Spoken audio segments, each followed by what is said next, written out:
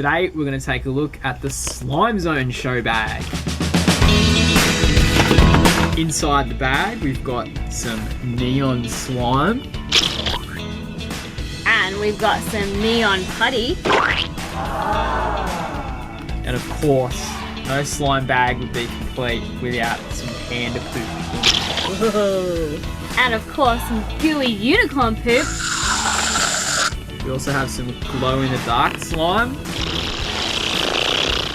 And some glitter crystal putty. And you know what? It lights up.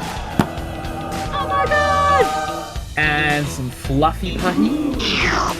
And some squeezy sloth slime. And last but not least, a squish mesh ball. Where you can pick up this show bag at your favourite royal show around Australia.